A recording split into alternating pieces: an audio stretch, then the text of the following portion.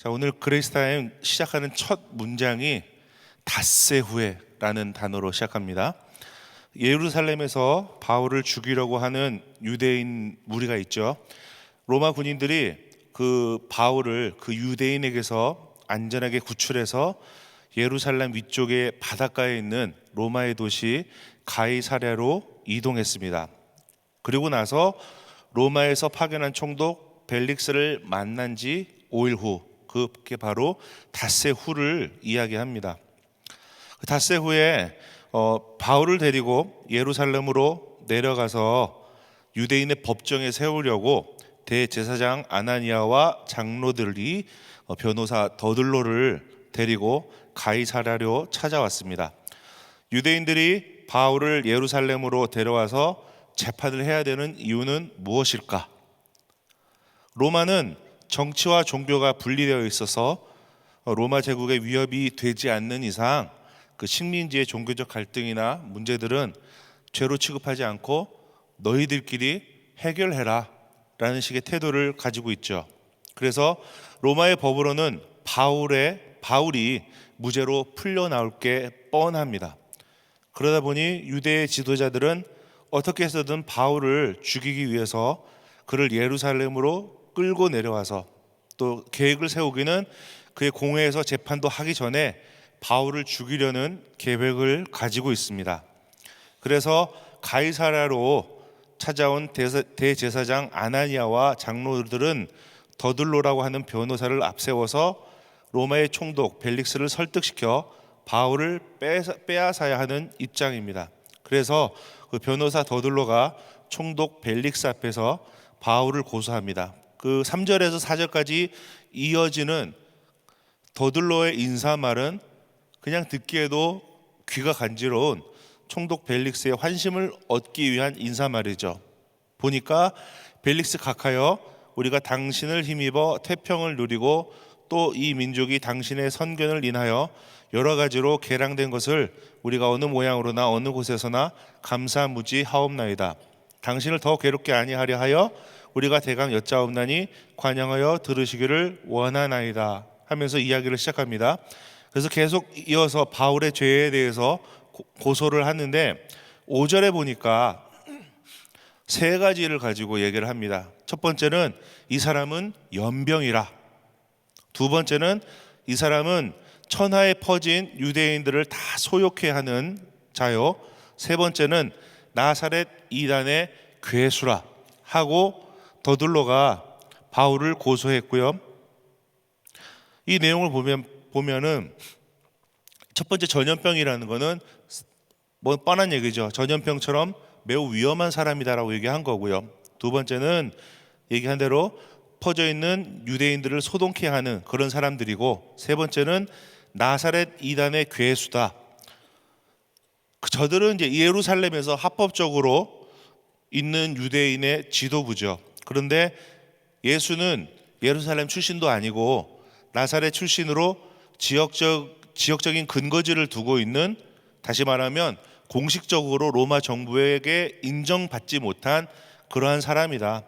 그런 지역에 있는 괴수다라고 이야기를 하고 있습니다. 아까 이야기한 대로 유대인들에게 있어서 정치와 종교는 구별되지 않았고 바울은 유대 사회를 더럽히는 불순한 세력이었고, 그에 비해 로마는 종교적인 활동이나 또 정치적인 활동이 엄격하게 구별되어 있기 때문에 로마 법정에서는 유대인들의 주장과 논리가 납득되지 않습니다. 그래서 더들로는 더 이어서 6절에 보니까 저가 성전을 더럽게 하려 함으로 우리가 잡았사오니, 바울이 성전을 더럽히려 했기 때문에 그를 잡았고, 이것은 성전을 모독하고 유대인들을 소동하게 만드는 그러한 사건이라고 더들로는 벨릭스에게 이야기하고 있습니다. 이에 대해서 바울은 변론을 하기 시작하는데, 첫 번째는 뭐냐면 11절에 보니까 내가 이곳에 도착한 지 12일밖에 되지 않았다 라고 말합니다. 21장 14절 21장 14절에 16절에 보면은 바울이 예루살렘에 도착해서는 바로 결례라고 하는 정결하게 의식을 치르느라 7일을 아무것도 하지 못했습니다. 그리고 오늘 말씀 첫 문장에 보니까 닷새 만에 라고 나오죠. 그거 두 개만 합쳐도 12일입니다. 다시 말해서 가이사랴에 바울이 그러니까 다시 말하면 바울이 예루살렘에 와서 지금 가이사랴에 있는 지금 이 시간까지의 다른 사람들과 만나서 교제를 나누거나 어떤 소동을 일으킬 만한 시간이 전혀 없었다는 것을 지금 주장하고 있고, 두 번째는 12절에 누구도 내가 소동을 일으킨 것을 보지 못했고 라고 표현하죠. 그렇기 때문에 내가 소동을 일으킨 것이 아니다라고 얘기하는 거고, 세 번째 13절에 보니까 저들이 내세울 증거나 증인이 없다고 말합니다. 실제로 아까 얘기한 그 더들로만 이야기를 할 뿐이지 어느 증인을 내세우거나 증거를 내세우지 못하고 있습니다. 그러기에 바울은 자기 스스로 변론하기를 무죄라고 얘기합니다. 또 두 번째 나사렛 이단이라는 비판에 대해서 또 반박을 하는데 14절에 보니까 나 또한 조상의 하나님을 섬기는 똑같은 유대인이다, 절대 나사렛 이단이 아니다라고 얘기하고, 또 14절 후반에 보니까 율법과 선지자들의 글에 기록된 것을 나도 다 믿는다, 나도 똑같은 유대인이다. 또 15절에 보니까 저희가 기다리고 있는 하나님께 향한 소망을 나도 가졌고 그 뒤에 의인과 악인의 부활이 있다라는 것을 믿는다는 거죠. 그리고 15절에 보니까 하나님과 사람에 대하여 항상 양심에 거리낌이 없기를 힘쓴다라는 말들로 나사렛 괴수라는 비판에 대해서, 소송에 대해서 반박을 합니다. 여기까지는 유대인들의 변호사 더둘로가 고소한 내용에 대한 반박이었어요. 수비한 거죠. 그러고 나서는 17절부터 21절 사이에 바울이 반대로 이제 공격을 하기 시작합니다. 그러고 나서 22절에 보니까 총독 벨릭스의 판결이 나오죠. 로마 군인들이 바울을 지키되 자유를 주고 친구들이 찾아와서 도움이 주는 것을 막지 말라고, 그렇게 21절에 말씀을 합니다. 그런데 21장 8절 9절에 보면 바울이 이미 가이사랴에 방문을 했었죠. 그러고 나서 예루살렘으로 올라갔으니까 그때 가이사랴에 살고 있는 7 집사 중에 한 사람, 전도자 빌립이라는 사람의 집에서 며칠을 지냈었습니다. 24장 26절에 나오는 말씀 보니까 바울에게서 돈을 받을까 바라는 고로라고 하는 그 이야기는 로마 군인의 감시를 받고 있고 억류되어 있는 바울에게 그 가이사랴 그 동네 사는 전도자 빌립이나 혹은 바울을 사랑하고 바울과 함께 동역을 하는 많은 사람들이 찾아왔을 겁니다. 그에 대한 보고를 벨릭스는 받았을 것이고 바울을 찾아온 사람들에게서 바울이 후원을 받으리라 예상을 하고 그런 사람들에게서 속된 말로 돈을 긁어 모아서 자기에게 뒷돈으로 이렇게 주지 않을까, 그렇게 주기를 바라는 욕심이 있었던 것 같습니다. 여기까지가 맨 마지막 24장의 맨 마지막 한 절을 뺀 나머지 모든 이야기입니다. 말씀이 이렇게 끝났으면 참 좋았을 텐데 마지막 한 절이 남았습니다. 오늘 저에게 주신 하나님의 말씀인데요, 우리 한 목소리를 한번 같이 다시 한번 읽어보겠습니다. 마지막 절입니다.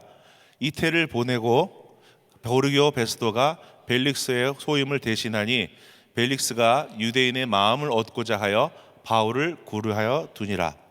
이 말씀을 좀 이해하기 쉽게 현대인의 성경으로 다시 한번 읽어보겠습니다. 뭐라고 나오냐면요, 벨릭스는 유대인의 호감을 사려고 바울을 계속 가두어 두었다. 이렇게 2년이 지난 후에 개역 한글로 읽을 때 이태라는 단어가 나와서 제가 이게 뭐지 했는데 쉬운 말로 보니까 2년이라는 시간이 지났다는 겁니다.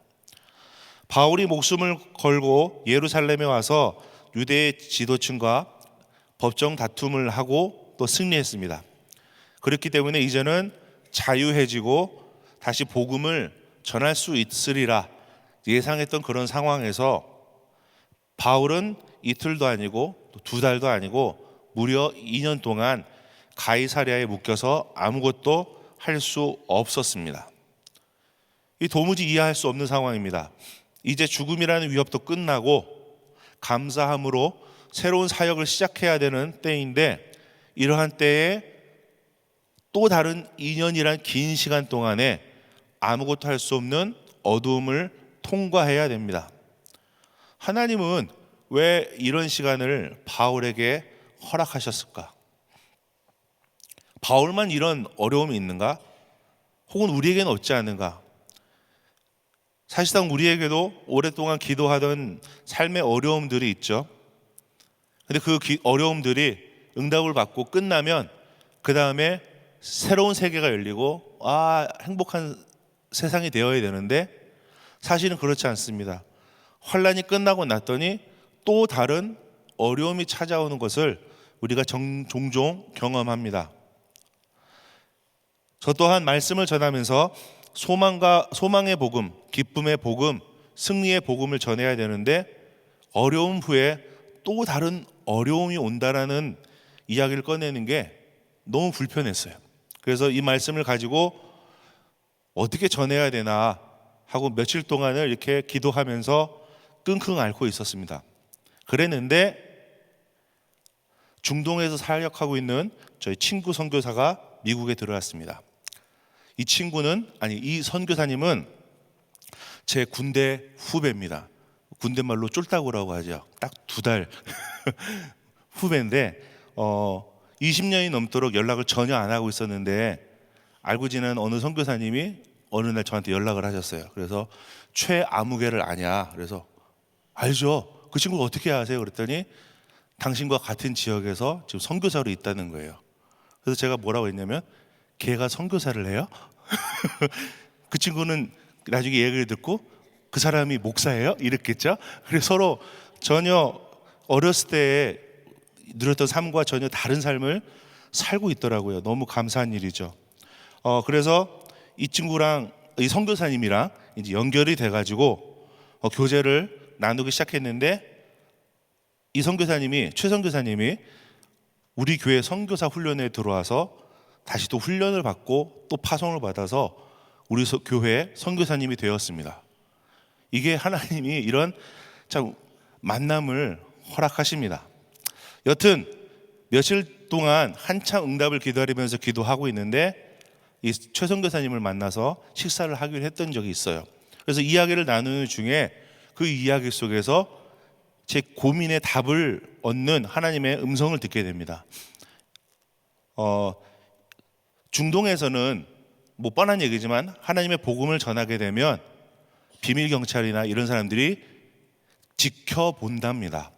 그래서 좀 과하면 눈치를 준답니다. 그런데 그보다 더 과하면 이게 불러들여서 감옥에 넣기도 한답니다. 그래서 제가 감옥에 들어가면 큰일이 아니냐 이런 이야기를 했죠.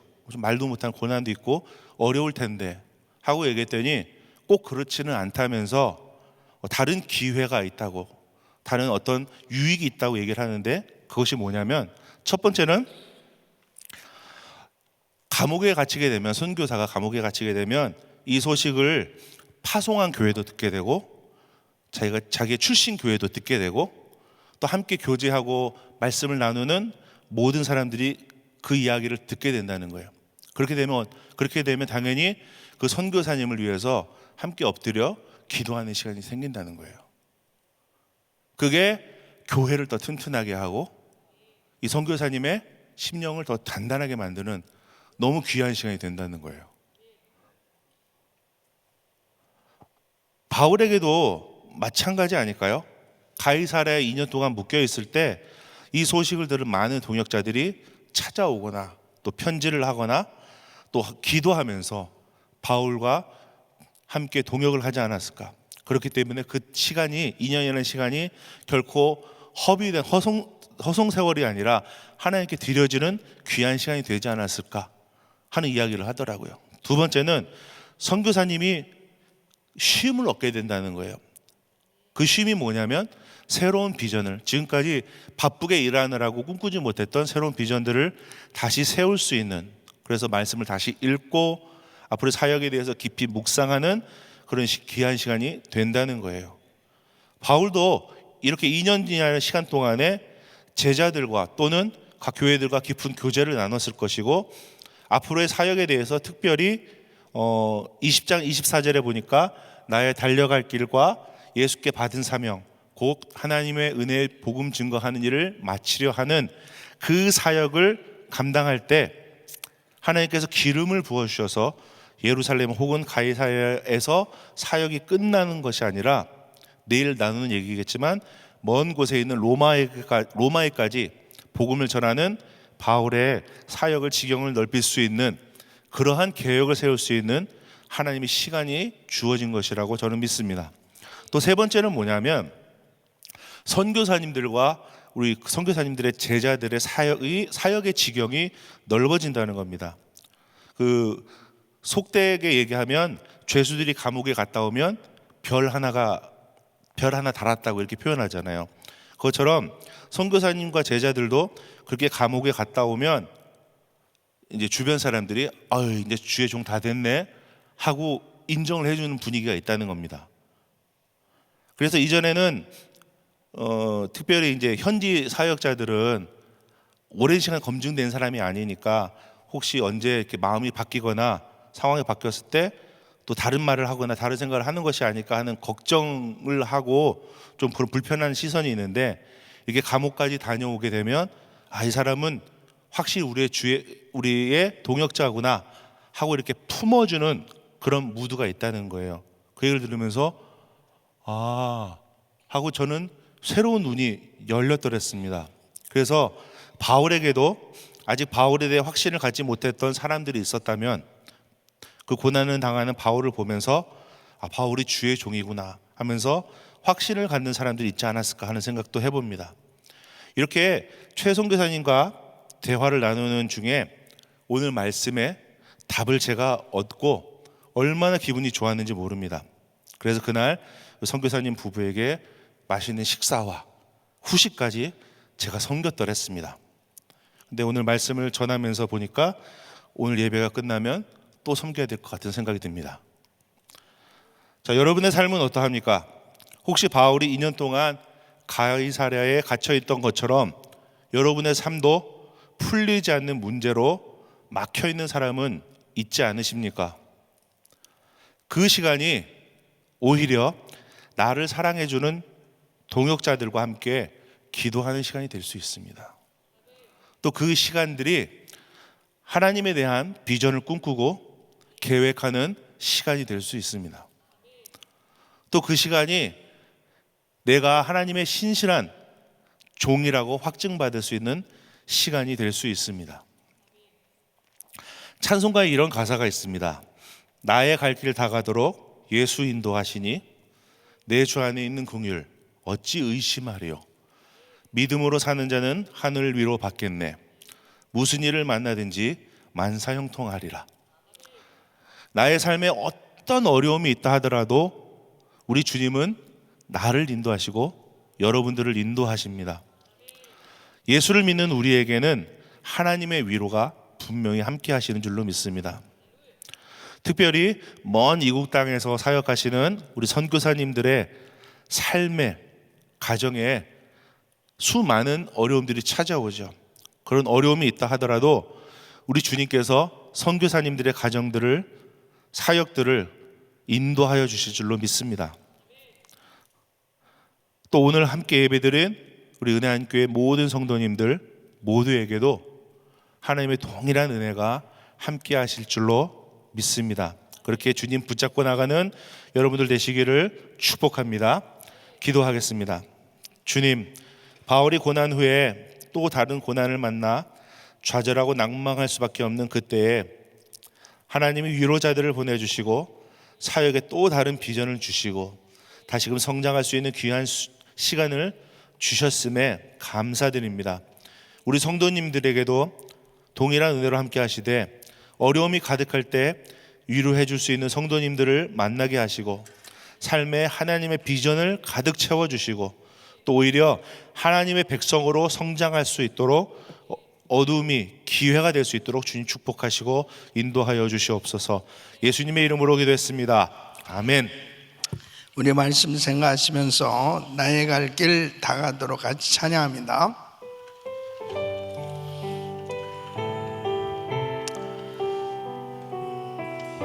자, 힘차게 찬양합니다. 나의 갈 길 다가도록 예수 인도하시니 내 주 안에 있는 긍휼 어찌 의심하리요. 믿음으로 사는 자는 하늘 외로 받겠네. 무슨 일을 만나든지 만사형통하리라. 무슨 일을 만나든지 만사형통하리라. 나의 갈 길 나가도록 예수 인도하시니 어려운 일 당한 때 족한 은혜 주시네. 아멘. 나는 심히 고단하고 영혼 매우 가라나 나의 앞에 반석에서 샘물 나게 하시네. 나의 앞에 반석에서 샘물 나게 하시네.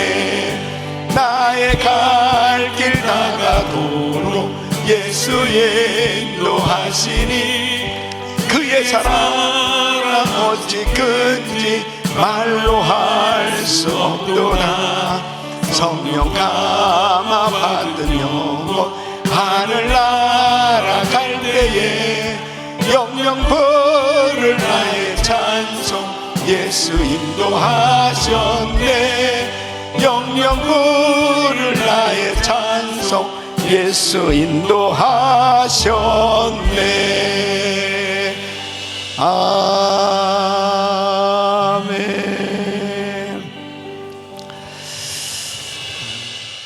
하나님의 말씀을 들을 때에 그 마음밭이 어떠하느냐 하는 것이 너무너무 중요합니다.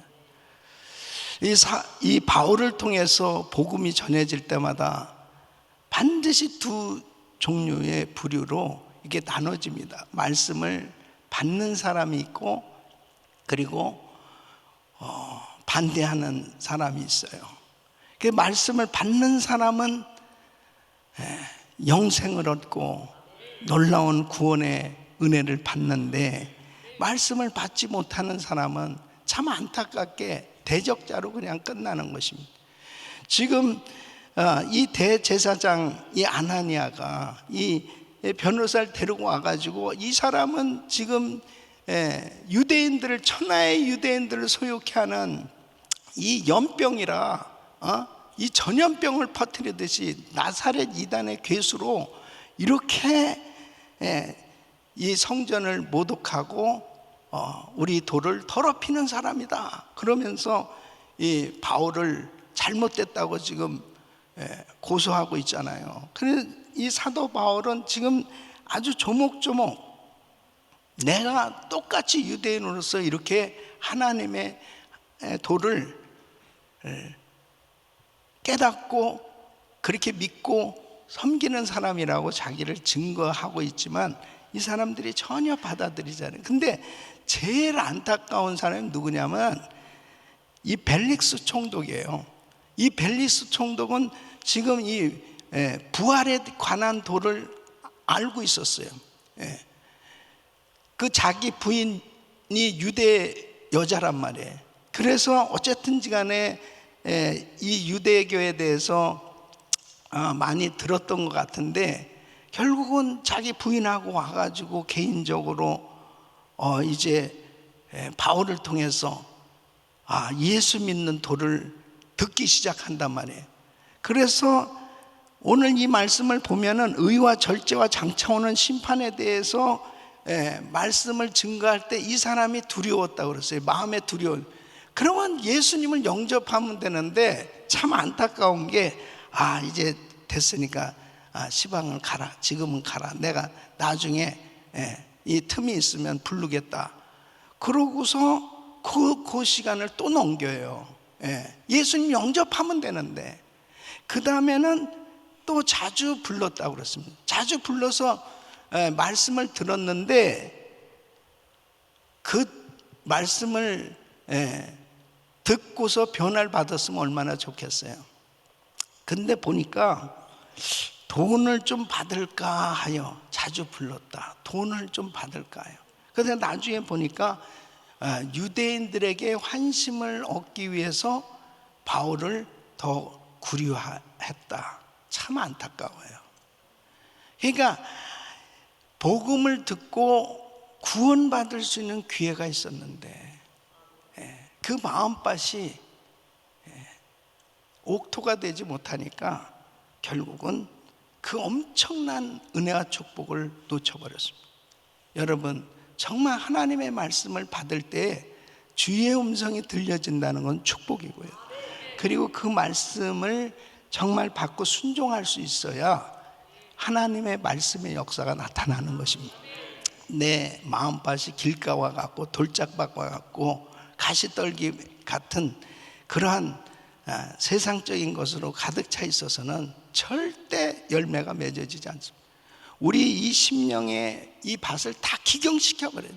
이게 다 갈아엎어 가지고 정말 옥토와 같은 마음밭을 만들어야 30배, 60배, 100배 열매를 맺습니다. 이렇게 엄청난 능력을 받은 대사도, 사도 바울에게서 직접 말씀을 듣고, 그것도 자주 말씀을 들어도 생각이 다른 데가 있으니까 구원하고 아무 상관이 없는 거예요. 사랑하는 성도 여러분, 하나님의 말씀을 받을 때에 주의 음성으로 들려줄 수 있기를 바라고요. 그리고 그 말씀에 순종해야 내 삶 가운데 변화의 역사가 일어날 수 있습니다. 오늘도 정말 하나님, 내가 온전히 주님의 말씀에 순종되어지길 원합니다. 기도할 때 내 심령 속에 잘못된 생각들, 잘못된 거 다 주님의 보혈로 씻어주시고 철저히 회개해서 하나님의 말씀이 순수하게 받아들여지고 깨달아지고 믿어지게 하여 주시옵소서.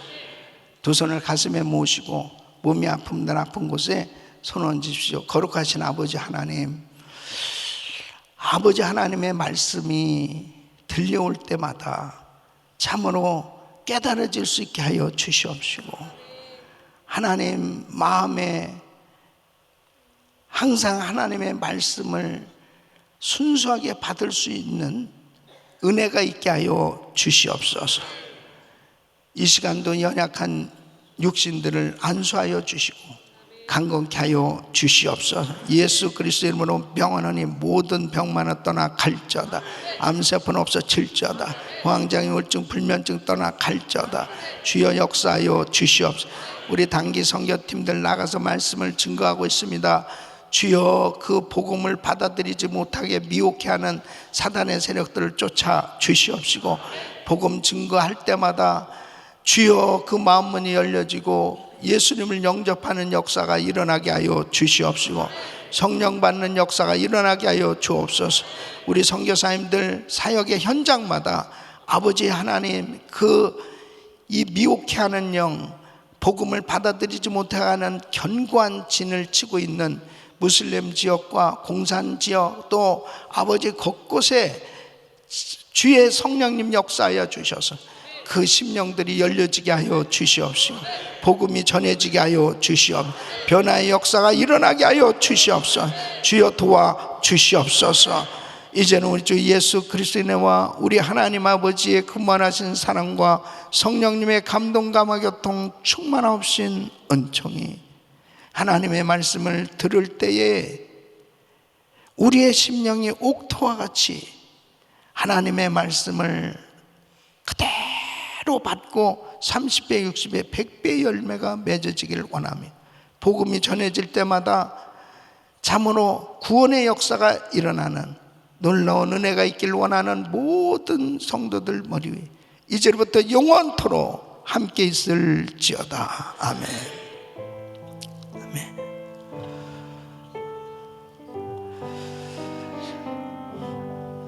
이 시간 기도하실 자리 잡으시고 기도하실 때 담임 목사님 가정과 사역을 위해서 기도해 주시고, 오늘은 저는 신방을 하게 됩니다. 신방하는 곳마다 성령님 역사해 주시고 은혜 주시도록, 그리고 저녁에 지도자 자질론 강의가 있습니다. 위해서 기도해 주시고, 또 KWMC 선교대회를 위해서 기도해 주시고, 또 말씀 사역을 위해서 기도해 주시기를 바랍니다. 오늘은 그룹 16 담당하는 김홍건 목사님을 위해서, 또 그룹장 임경무 집사님, 박정희 집사님, 그룹장 가정 성령 충만 건강을 위해서, 그리고 목자들 위해서, 또 그룹 16 성도님들 위해서 기도해 주시길 바랍니다. 한 분의 선교사님 가정은 고은희 선교사님 사역과 가정을 위해서 기도해 주시길 바랍니다. 전쟁 중에 있는 나라들 하루속히 전쟁 종식될 수 있도록, 그리고 단기 선교팀들 많은 지역에 나가서 지금 사역하고 있습니다. 위해서 기도해 주시기를 바랍니다. 우리 주여 세 번 부르짖고 기도합니다. 주여 주여 주여. 걸어가시고 존귀